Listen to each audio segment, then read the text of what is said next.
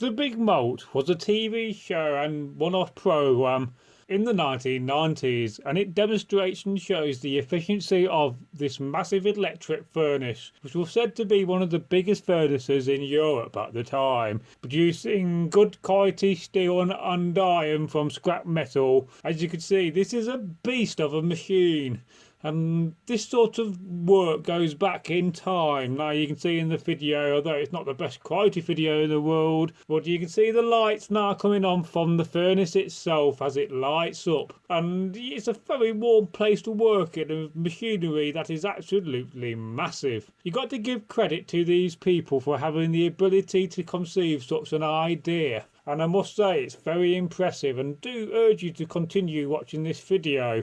Now, as we can continue to see, this is being watched by people. So this was back in the day a tour you could actually go and have a look round a working furnace. I myself find that to be completely and utterly fascinating, that they would allow people of the public in whilst the furnace was working, because let's face it, these places are extremely hot and extremely dangerous, and the last place you want to have public. Now we're going to continue watching this video and continue watching it with me, and towards the back end we will talk about medieval furnaces and the history of such devices and what they may look like. If you're new to the channel, don't forget to subscribe as well as we continue to watch this video. Of course, there's not a hell of a lot going on, so just keep watching and you'll see the the spark and the fire from the furnace as it heats up. And fascinating subject, and so is blacksmithing and the art of furnacing. And now you got the lights coming on and flickering as the forge and the furnace starts to do its work, and you can't really believe the heat from such a place. You got to give credit to the people who could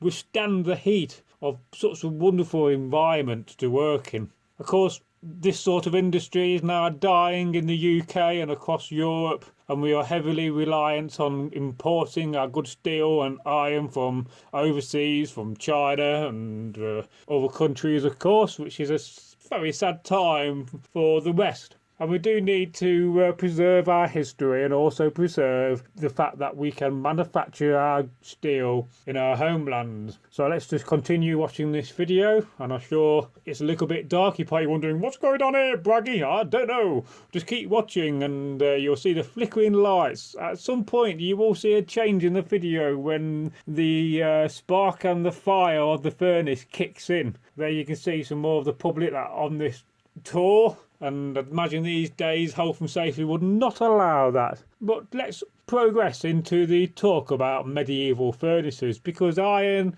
is such an important thing, and the Iron Age, of course, a epoch in history when we've gone from Bronze Age to the Iron Age, and it must have been incredible to at one point you'll be working with bronze and so forth, and then suddenly somebody came along and showed you how to work with iron. Your jaw would have hit the floor with the unknowing knowledge and power that man had, or even a woman, of course. So let's progress now as we go into and enter the little bit of a chat about the history of medieval furnaces. The simplest forge, known as the Corsican, was used prior to the advent of Christianity.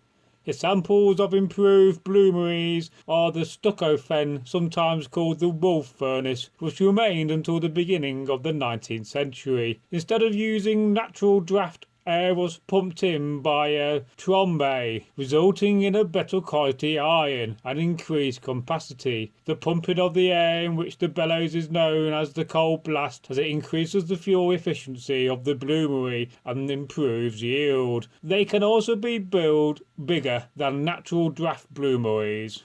The oldest European blast furnaces. The oldest known blast furnaces in the West are built in Dunstal in Switzerland, the Markesch, Söderland in Germany, and at Lapphyttan in Sweden, where the complex was active between 1205 and 1300 AD. At Norskog in the Swedish parish of Jarnbras, traces of even earlier blast furnaces have been found, possibly from around 1100 AD. These early blast furnaces, like the Chinese examples, were very inefficient compared to those used today. The iron from the lathite tan complex was used to produce balls of wrought iron known as osmonds, and these were traded internationally. A possible reference occurs in the Treaty of Novgorod in 1203, and several certain references in accounts of English customs from the 1250s and the 1320s. Other furnaces of the 13th to 15th centuries have been identified at Westphalia.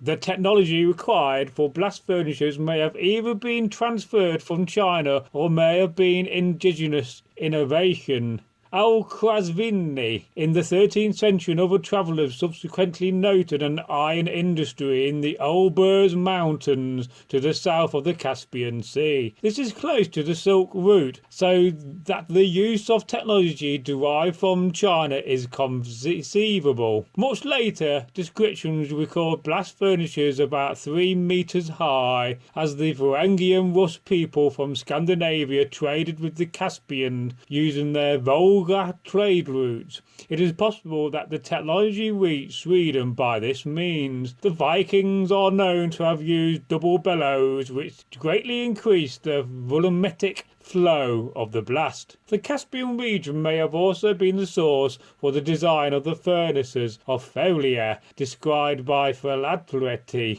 involved in a water-powered bellows at Semoga and Val d'Identro in northern Italy in 1226. In the two-stage process, the molten iron was tapped twice a day into water, thereby granulating it. It is often said, and also should be noted, that the Vikings also preferred Anglo-Saxon blades and iron compared to their own. This was most probably because we had better knowledge within the Saxon culture of blast furnaces and how to make better quality knives and swords. Where I come from in Derby, we have a place called Irongate. Of course, gate is the Viking word for road, and of course in the times of the Vikings and the Saxons, Irongate would have been very well known for its blacksmiths and possibly furnaces as well. Although we don't have enough information and data on medieval furnaces from the Anglo-Saxon times, I'm sure somewhere there is more information and archaeological finds to be read about. But it is